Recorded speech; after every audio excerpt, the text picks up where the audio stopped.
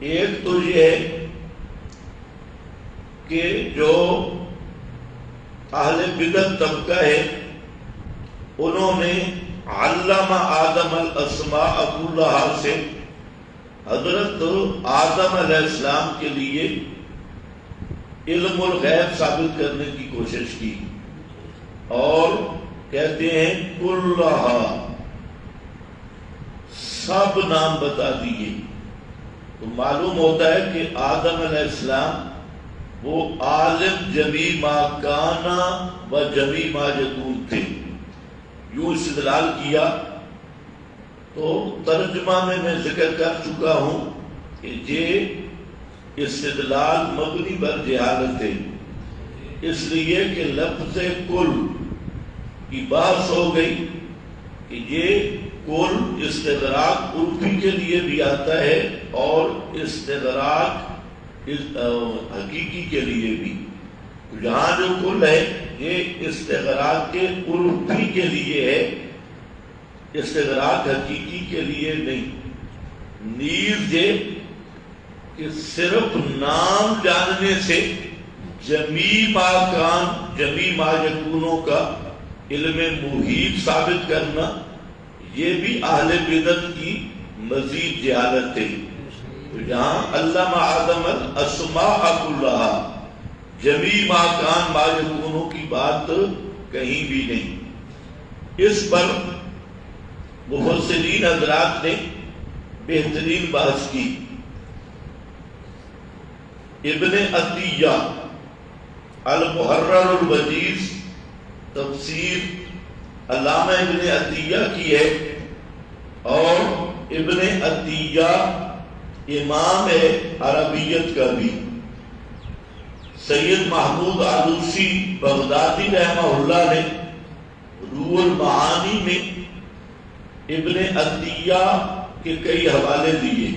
تو گویا ابن عطیہ علامہ آلوسی رحمہ اللہ وہ بھی ان سے اقوال لاتی ہیں اور ان کے اقوال پر اعتماد کرتی ہیں. بلکہ میں نے ابن عطیہ کی جو تفسیر المحرر الوجیز ہے اس کو سب سے پہلے روح المعانی میں اس کے حوالے دیکھے. ابن عطیہ کی اور تفسیر بعد میں ملی تو علامہ آلوسی نے کئی مقام پہ ان کے اقوال ذکر کیے. اسی طرح اور بھی مفسرین حضرات ابن عطیہ کے اقوال تفسیر میں لاتی ہیں. اس کا آواز ٹھیک نہیں ہے، خود بھی دیکھا کرو. تو یہاں فرماتے ہیں قد خلا قوم فی ھذا المعنی، بعض لوگوں نے علم آدم الاسماء کلھا میں غلو کیا. غلا قوم فی ھذا المعنی حتی حقا ابن جنی ان ابی علی فارسی. ابن جنی نے حکایت کیا ہے ابو علی فارسی سے انہو قال علم اللہ تعالی آدم کل شیء حتی. تو ابو علی فارسی یہ بھی نحوی ہے، یہ کہتا ہے کہ اللہ تعالیٰ نے آدم کو ہر چیز سکھلائی حتیٰ کہ کانا یحسن من النحو مثل ما احسن سیبویہ، کہ آدم کو نحو بھی ایسے آتی تھی جیسے سیبویہ کو. سیبویہ کی طرح حضرت آدم نے نحو بھی سیکھی. وَنَحْوُ هَذَا مِنَ الْقَوْلِ الَّذِي هُوَ بَيِّنُ الْخَطَأِ مِنْ جِهَاتٍ. تو ابن عطیہ کہتے ہیں کہ اس قسم کے اقوال بالکل بین الخطا، یہاں صرف ناب ضرب یضرب کی باتیں نہیں تھی، بلکہ یہاں دو چیزیں ہیں. ایک میں نے مظہری کا حوالہ کر دیا، اسماء سے مراد کیا ہے، اور دوسرا اسماء سے مراد ضرورت کی چیزیں تھی جو انسانی ضرورت اور مزاج کے مطابق ہیں. اسی طرح اور حضرات نے بھی کہا ہے. ربی بن انس کہتے ہیں کہ اسماء سے مراد اسماء الملائکہ ہیں.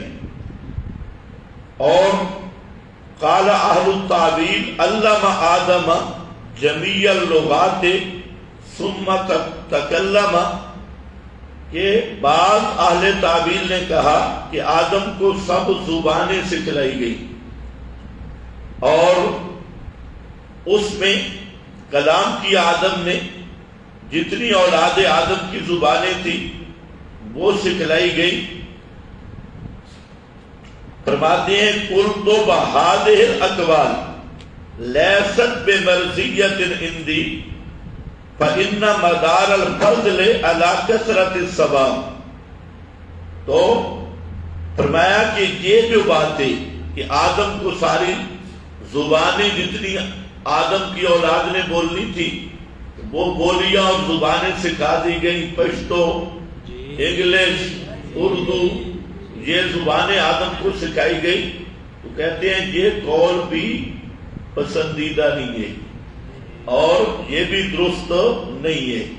فإن مدار الفضل علی کثرت الثواب، کیونکہ فضیلت کی دار و مدار وہ کثرت ثواب پہ ہے اور مراتب قرب پہ ہے اللہ تعالیٰ کی جانب سے.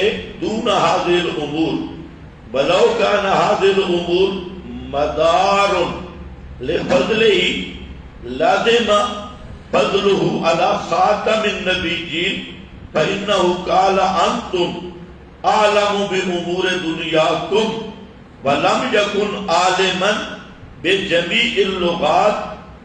تو فرماتے ہیں کہ اگر بولیاں جاننا اس میں کوئی فضیلت ہوتی یا ثواب ہوتا تو نبی پاک صلی اللہ علیہ وسلم کو یہ چیز حاصل ہوتی. لیکن نبی کریم علیہ السلام نہ تو دنیاوی امور کو جانتے ہیں اور نہ ہی دنیاوی تمام امور کو جانتے ہیں اور نہ ہی تمام لغات کو جانتی ہیں، بولیوں کو جانتے ہیں. تو اس لیے آپ نے خود فرمایا انتم اعلم بامور دنیاکم، کہ جو دنیاوی امور ہیں تم بہتر جانتے ہو. یہ مسلم شریف کی اس حدیث کی طرف اشارہ ہے. تو یہ بھی مفسرین حضرات نے اس پر تصریح کی ہے. تو اسی طرح علامہ مظہری اس نے جو کہا یہ اسماء اللہ کا علم تھا، تو اس نے پھر یہ صاف لکھا ہے کہ یہ اللہ تعالی کے بعض ناموں کا علم تھا.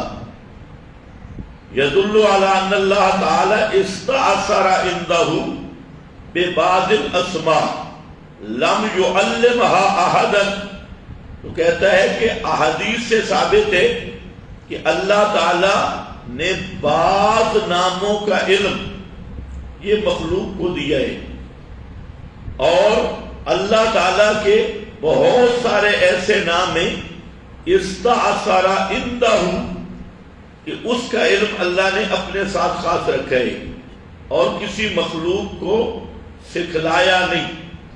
تو اس پر احادیث موجود ہیں.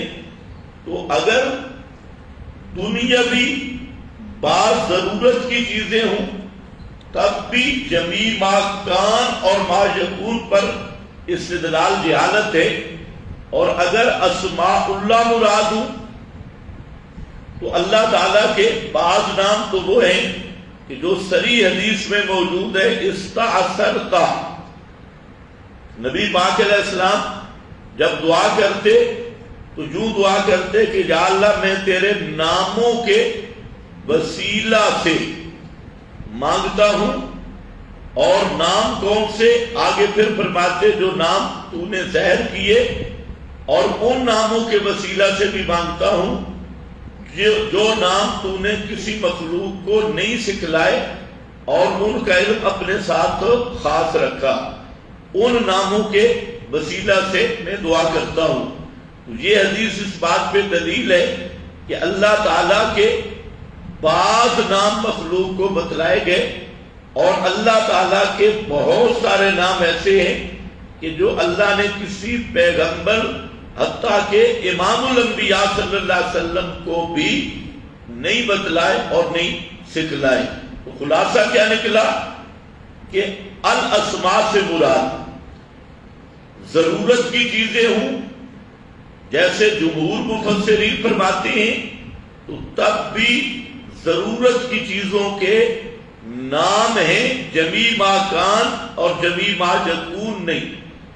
اور اگر اس سے مراد اسماء اللہ ہے تو بعض اسماء اللہ کا علم دیا گیا، تب بھی اس سے جمیع ما کان اور ما یکون پہ استدلال مبنی بر جہالت ہے۔